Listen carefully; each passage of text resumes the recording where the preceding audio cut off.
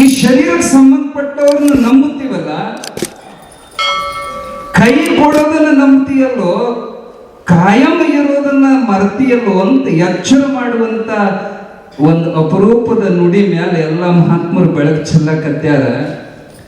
ನಮ್ಮ ಹುಚ್ಚು ನಿಚ್ಚಳಾಗಬೇಕಂದ್ರೆ ಮೇಲೆ ಮೇಲೆ ಇಂಥ ದವಾಖಾನಿಗೆ ಬರಬೇಕು. ಮತ್ತ ಬಂದ ಕೂಡಲೇ ಆರಾಮಕ್ಕತ್ತನಂದ್ರೆ ಇದು ದೌಡ್ ಹೋಗೋ ಹುಚ್ಚಲ್ಲ. ಇದು ಇಲ್ಲಿ ಶಾಸ್ತ್ರ ಕೇಳೋ ಮುಂದ ಹೌದು ಇದೆಲ್ಲ ಸುಮ್ಮನೆ ಭ್ರಮೆ ಭ್ರಮೆ ಅಂತ ಆ ಕಾಂಪೌಂಡ್ ದಾಟತಂದ್ರ ಮತ್ತು ನಮ್ಮ ತಲೆಯಾಗ ಸುತ್ತತಿ. ಇದಕ್ಕ ಬೆಲೆ ಕೊಡ್ತೇವೆ, ಇದನ್ನ ನಂಬೀವಿ. ನಿಜವಾಗಿಯೂ ಮಾಯೆಯ ಬಲವಂತಿಕೆ ಎಷ್ಟು ದೊಡ್ಡದೈತಪ್ಪ ಅಂದ್ರ ದೊಡ್ಡ ದೊಡ್ಡ ಮಹಾತ್ಮರನ್ನು ಸಹಿತ ದೊಡ್ಡ ದೊಡ್ಡವ್ರನ್ನ ಸಹಿತ ಮುಳುಗಿಸೈತಿ. ನಾವು ನೀವು ಯಾಕೆ ಹಿಡಿದ ತಪ್ಪಲ ಅಪ್ಪೋರಾಗ್ಲಿ ಇಬ್ಬರಿಗೆ ಶರಣರು ಹೇಳಲಿಲ್ಲ. ದಿನಾ ಮಠದ ಶಾಸ್ತ್ರ ಹೇಳವ ಹ್ಯಾಂಡ್ ಸತ್ ಹೊಯ್ಕೊಳಕತ್ತ. ಮತ್ ನಾವರ ಇನ್ನಿಷ್ಟು ನಿಂತೆಲ್ಲ ಹಿಂಗ ಮೈಕ ಮ್ಯಾಲ ಒದರಿ ಒದರಿ ಹೇಳ್ತೀವಿ. ಖರೆ ನಮಗರ ಹುಚ್ಚು ಬಿಟ್ಟಂತೀರೇನು ನೀವು? ನಮ್ಮ ಸಹಜಾನಂದ ಸ್ವಾಮಿಗಳು ಹೇಳ್ತಿರ್ತಾರ, ಆ ಜ್ಯೋತಿಷ್ ಹೇಳೋರ ಕಡೆಗೆ ಒಂದು ಗಿಳಿ ಇರ್ತಕ್ಕಂಥದ್ದು. ಅದನ್ನ ಹಿಂಗ ಗೇಟ್ ತೆಗದಂದ್ರೆ ಹೊರಗ ಬಂದು 101 ಚೀಟ್ಯಾಗ ಒಂದು ಆರಿಸಿ ಕೊಡ್ತದ. ಅದನ್ನ ತೆಗೆದು ಅವನ ಜ್ಯೋತಿಷ್ ಅವ ಹೇಳ್ತಾನ. ಮಂದಿ ಭವಿಷ್ಯ ಹೇಳೋ ಗಿಣಿ ಹೊಳ್ಳಿ ಹಾರಿ ಹೋಗ್ಬೇಕನ್ನೋ ಬುದ್ಧಿ ಇರಬಾರ್ದು ಅದ ಹುಚ್ಚಿಗೆ. ಮತ್ತೆ ಹೊಳ್ಳಿ ಹೋಗಿ ಅದ ಗೂಡ್ನೆ ಸೇರ್ಕೊಂತೈತ್ರಿ. ಹಂಗ ಹೇಳ್ಬೋದು, ಕೇಳ್ಬೋದು, ಪೂಜಾ ಮಾಡ್ಬೋದು, ಜಪ ಮಾಡ್ಬೋದು, ಮತ್ತು ಈ ಶರೀರನ ಗೂಡ್ನ್ಯಾಗ ಹೋಗಿ ಸೇರ್ಕೊಂತವಲ್ಲ. ಏನ್ ಹುಚ್ಚನಬೇಕು ನಮಗ? ಏ ಹುಚ್ಚಿ, ಪರವಸ್ತುವನ್ನು ಮರೆತು ಎಂಥ ಅಮೂಲ್ಯವಾದದ್ದು ನಿನ್ನ ಒಳಗೆ ಐತಪ್ಪ. ಯಾವುದಕ್ಕೂ ಕಿಮ್ಮತ್ ಕೊಡಬೇಕ ಅದನ್ನ ಕಡೆಗಣಿಸಿ, ಯಾವುದನ್ನ ಕಡೆಗಣಿಸಬೇಕು ಅದಕ್ಕೆ ಬಹಳ ಕಿಮ್ಮತ್ ಕೊಡಕತ್ತಿಯಲ್ಲ. ಎಚ್ಚರಾಗು, ಎಚ್ಚರಾಗು. ನಿನ್ನ ಯಾರು ಭ್ರಮೆ ಒಳಗ ದಬ್ಬಿಲ್ಲ. ನೀನ ಕಟ್ಟಿ ಹಾಕೊಂಡಿ. ಹೆಂಗ ರೇಷ್ಮಿ ಗೂಡ ತನ್ನ ತಾನ ಸುತ್ಕೊಂಡ್ ತಾನ ಸಿಕ್ ಹಾಕೊಂತತ್ಲ ಹುಳ, ಹಂಗ ನೀನ ಕಟ್ಕೊಂಡ ಸಂಸಾರ. ಈ ಹುಚ್ಚು ಬಿಡು, ನಿಚ್ಚಳಾಗು.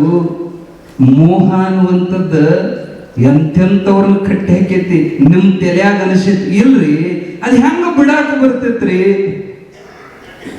ಅದು ಹಿಡ್ಕೊಂಡಿಲ್ಲ, ನಾವು ಹಿಡ್ಕೊಂಡಿವಿ. ನಮ್ದ ಎಷ್ಟು ಸಮಸ್ಯೆ ಅಂದ್ರ, ನಾವು ಮಾಡ್ಕೊಂಡ್ ಹೆಂಡತಿ ಕೈಯಾಗ ನಾವು ಸಿಕ್ಕೊಂಡಿವಿ, ನಾವು ಮಾಡ್ಕೊಂಡ್ ಮಕ್ಕಳ ಕೈಯಾಗ ನಾವು ಸಿಕ್ಕೊಂಡೇವಿ. ನಮ್ಮ ಹೊರದಾಗ ನಮ್ಮ ಬಿಟ್ಟು ಬರ್ಬೇಕಂತೀವಿ. ಖರೀರಿ ಬಿಡಾಕ ಬರಂಗಿಲ್ರಿ. ಯಾಕ? ಹಿಡ್ಕೊಂಡತ್ತದ. ನಮ್ಮ ಶಾಂಡಿಲ್ಯ ಆಶ್ರಮ ಅಪ್ಪವ್ರು ಒಂದು ಮಾತು ಹೇಳ್ತಿದ್ರು. ಮಂಗನ ಹಿಡಿಯಾಕ ಏನ್ ಮಾಡಿರ್ತಾರಪ್ಪ ಅಂದ್ರೆ, ದೊಡ್ಡ ಮಂಗ ಇರೋ ಗಿಡದ ಕೆಳಗ ಆ ಒಂದ್ ದೊಡ್ಡ ಗುಂಡಿ ತೆಗದ ಒಂದ್ ಮಣ್ಣಿನ ಮಡಿಕೆ ಹುಗಿತಾನಂತ. ಆ ಮಡಿಕೆದ ಬಾಯಿ ಎಟ್ಟಿರ್ತದಂದ್ರ ಅಟ್ಟ ಮಂಗನ ಕೈ ಹೋಗುವಟ್ ಅಟ್ಟ ಸಣ್ಣದ ಬಾಯಿ. ಅದ್ರಾಗ ಶೇಂಗಾ ಕಾಳು ಹಾಕ್ತಾನ. ಕಡ್ಲಿ ಹುರಿದ ಕಡ್ಲಿ ಶೇಂಗಾ ಹಾಕಿ ದೂರ ನೋಡ್ಕೊಂತ ನಿಂತಿರ್ತಾನ. ಈ ಗಿಡದ ಮ್ಯಾಲಿನ ಮಂಗ ಬರ್ತಾವ. ಶೇಂಗಾ ತಿನ್ನೋ ಆಶಯಕ್ಕೆ ಬಂದ ಅದರ ಕೈಯಾಗ ಅದ್ರ ಒಳಗ ಕೈ ಹಾಕಿ ಶೇಂಗಾ ಹಿಡಿತಾವ. ಎಟ್ಟು ಹಿಡಿತಾವ ಅಂದ್ರ ಇಷ್ಟು ದೊಡ್ಡದ ಮುಟ್ಟಿಗೆ ಮಾಡಿ ಹಿಡಿತಾವ. ಹಿಡಿದ ಕೈ ತಕ್ಕೊಳಕ ನೋಡ್ತಾವ, ಅದ್ ಕೈ ಸಿಕ್ಕೊಂತದ. ಅದ ಬಾಯಿದ ಇಟ್ಟ ಕೈ ಹೋಗಿ ಬರೋಟ್ಟು. ಅದು ಏನ್ ತಿಳ್ಕೊಂತ ಭ್ರಮೆಯಿಂದ ಯಾರೋ ನನ್ನ ಕೈ ಒಳಗ ಹಿಡ್ಕೊಂಡಾರ ಅಂತ ಹೇಳಿದು ಕಿರ್ ಕಿರ್ ಕಿರ್ ಅಂತ ಒದರಾಕತ್ತ. ಯಾರು ಹಿಡ್ಕೊಂಡಾರ ಅದ್ರ ಕೈ ಮುಟ್ಟಿಗೆ ದೊಡ್ಡದಾಗೈತಿ. ಕಾಳು ಹಿಡ್ಕೊಂಡು ಕೂಡ್ಲೆ ಕೈಯಾಗಿನ ಕಾಳು ಬಿಡುತ್ತಂದ್ರ ಕೈ ತಾನ ಸರಳ ಹೊರಗೆ ಬರ್ತೈತಿ. ಆ ಹುಚ್ಚಿಗೂ ಗೊತ್ತಾಗ್ಲಿಲ್ಲ, ಕಾಳು ಬಿಡೋದು ಗೊತ್ತಾಗೋದು. ಯಾರೋ ಹಿಡ್ಕೊಂಡಾರಂತಂದು ಒದರಾಕತ್ತ. ಮಂಗನ ಹಿಡಿಯವ್ ಬಂದ, ಅದನ್ನ ಹಿಡದ ಅದ್ರ ಕುತ್ತಿಗೆಗೆ ಹಗ್ಗ ಕಟ್ಟಿ ಲಾಗ ಹೊಡಿಸಿ ಅದನ್ನ ಕಾಯಿ ಬಂಧನದೊಳಗೆ ಹಾಕ್ತಾನಂತ ಶಾಂಡಿಲಾಶ್ರಮದಪ್ಪದವ್ರು ಅಪ್ಪನವ್ರು ಹೇಳ್ತಿದ್ರು. ಹಂಗ ನಮ್ಮನ್ನ ಯಾರೂ ಕಟ್ಟಿ ಹಾಕಿಲ್ಲ. ನಾವೇ ಈ ನಂದು ನಂದು ಅಂತ ಅದನ್ನ ಏನ್ ಮುಟ್ಟಿಗೆ ಮಾಡಿ ಹಿಡ್ಕೊಂಡು ಮುಟ್ಟಿಗೆ ಬಿಟ್ಟಿವಿ ಅಂದ್ರೆ, ನನ್ನ ಅನ್ನೋದು ಬಿಟ್ಟಿವಿ ಅಂದ್ರೆ ಸರಳ ಕಡೆಯಾಕತ್ತೀವಿ.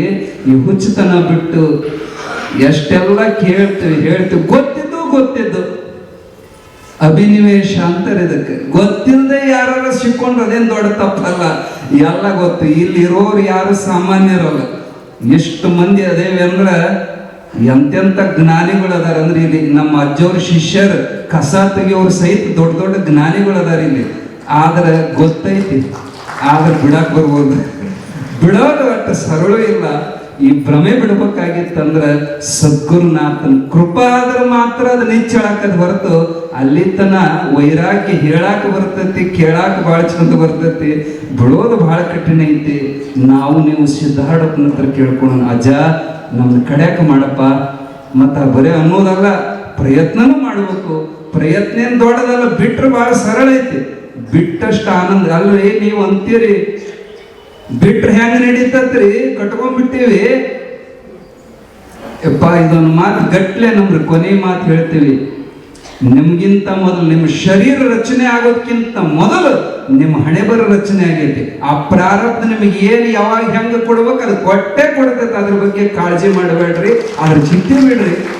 ಪೂರ್ಣ ಪರವಸ್ತುವಿನ ಕಡೆಗೆ, ನಿಮ್ಮೊಳಗಿರುವ ಆ ನಿಧಿಯ ಕಡೆಗೆ, ಆ ಚಿತ್ತ, ಆ ಪರಮಾತ್ಮನ ಕಡೆಗೆ ಲಕ್ಷ್ಯ ಕೊಟ್ರೆ ನಾವು ನೀವು ಧನ್ಯ ಆಗ್ತೀವಿ ಅನ್ನುವಂಥ ಸದಭಿಲಾಷೆ ಆ ಸದ್ಗುರುನಾಥನ್ ನಮ್ಗೆ ಉದ್ಧಾರ ಮಾಡೋ ಸಲುವಾಗಿ ಇಂಥದ್ದನ್ನ ಮಾಡಿದಾರ, ಹೇಳಿದಾರ. ಒಪ್ಕೊಳ್ಳೋಣ. ನಾವು ಒಪ್ಕೊಳ್ಳೋದು ಬಹಳ ಕಠಿಣ ಐತಿ. ಒಪ್ಕೊಂಡಿಲ್ಲ ಅಂದ್ರೆ ಕೆಲಸ ಆಗ್ತದೆ ಅನ್ನುವಂಥ ಮಾತನ್ನು ಹೇಳಿ, ಈ ಸದ್ಯಕ್ಕಾಗದ ಪೂಜ್ಯರು ಮೊದಲ ಅಪ್ಪವರಿದ್ದಾಗ ಹೆಂಗ ಎಷ್ಟು ಕರೆಕ್ಟ್ ಎಷ್ಟು ಕ್ರಮ ನಡೀತತ್ತೋ ಅಷ್ಟೇ ಕ್ರಮವಾಗಿ ನಡೆದಿರ್ತಾ ಇರುವಂಥದ್ದನ್ನು ನೋಡಿ ಬಹಳ ಸಂತೋಷ. ಯಾಕಂದ್ರೆ ಅವ್ರು ಬೆಳೆದ ಪರಂಪರೆ ಈಗ ಇರೋ ಪರಂಪರೆ. ತವ್ರ ಮನೆ ಬ್ಯಾರೆ, ಗಂಡನ ಮನೆ ಬ್ಯಾರೆ.